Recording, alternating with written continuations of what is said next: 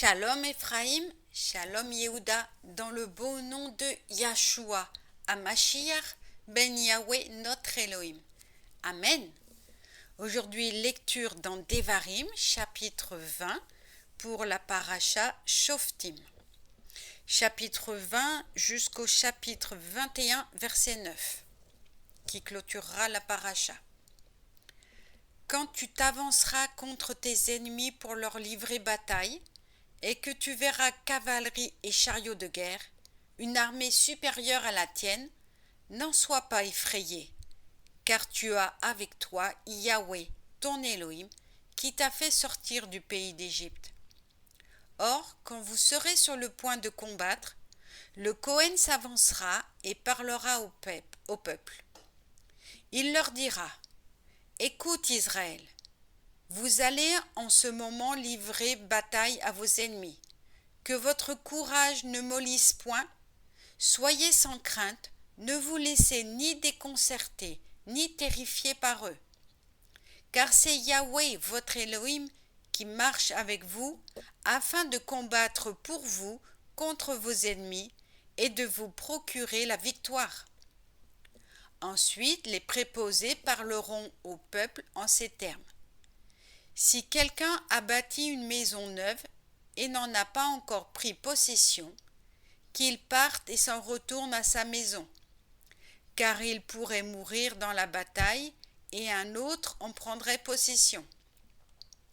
Si quelqu'un a planté une vigne et n'en a pas encore acquis la jouissance, qu'il parte et s'en retourne chez lui, car il pourrait mourir dans la bataille et un autre acquerrait cette jouissance. Et si quelqu'un a promis mariage à une femme et ne l'a pas encore épousée, qu'il parte et s'en retourne chez lui, car il pourrait mourir dans la bataille, et un autre homme l'épouserait. Les préposés adresseront de nouveau la parole au peuple et diront : S'il est un homme qui ait peur et dont le cœur soit lâche, qu'il se retire et retourne chez lui, pour que le cœur de ses frères ne défaille point comme le sien. Alors les préposés ayant fini de parler au peuple, on placera des officiers de légion à la tête de l'armée. Quand tu marcheras sur une ville pour l'attaquer, tu l'inviteras d'abord à la paix. Alors, si elle te répond dans le sens de la paix et t'ouvre ses portes, tout ce qu'elle renferme d'habitants te devront tribut et te serviront. Mais si elle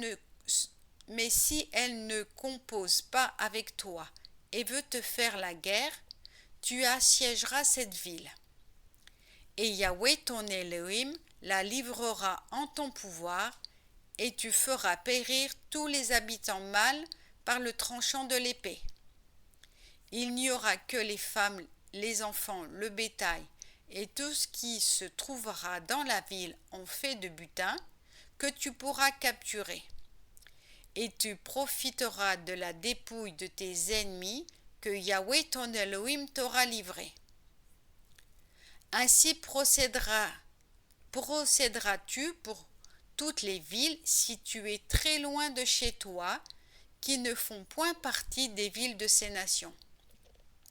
Mais dans les villes de ces peuples que Yahweh ton Elohim te donne comme héritage, tu ne laisseras pas subsister une âme, car tu dois les vouer à l'extermination, le Héthéen et l'Amoréen, le Cananéen et le Phérézéen, le Hévéen et le Jébuséen, comme te l'a commandé Yahweh ton Elohim, afin qu'ils ne vous apprennent pas à imiter toutes les abominations commises par eux en l'honneur de leur divinité, et à devenir coupables envers Yahweh votre Elohim. Si tu es arrêté longtemps au siège d'une ville que tu attaques pour t'en rendre maître, tu ne dois cependant pas en détruire les arbres en portant sur eux la cognée. Ce sont eux qui te nourrissent, tu ne dois pas les abattre. Oui, l'arbre du champ, c'est l'homme même, tu l'épargneras dans les travaux du siège.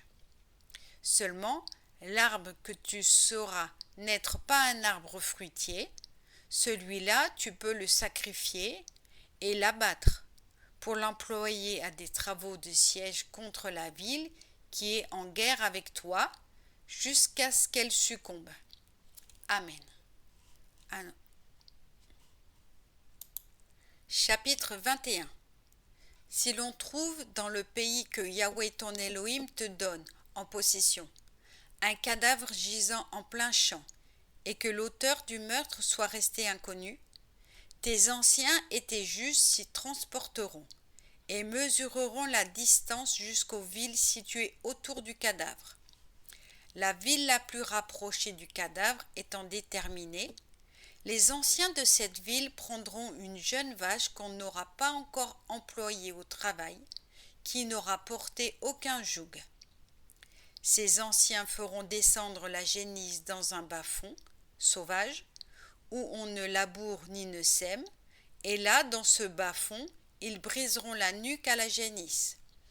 Puis s'avanceront les pontifes, descendants de Lévi, car ce sont eux que Yahweh ton Elohim a désignés pour le servir, pour prononcer les bénédictions en son nom, et c'est par eux qu'est jugé tout débat, tout dommage.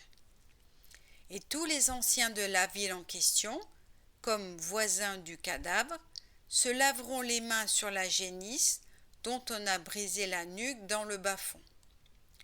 Et ils diront tour à tour, nos mains n'ont point répandu ce sang-là, et nos yeux ne l'ont point vu répandre.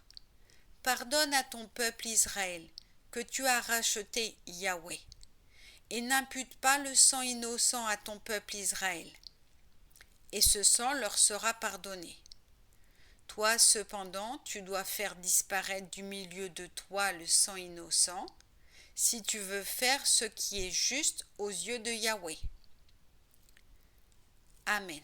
Shabbat Shalom.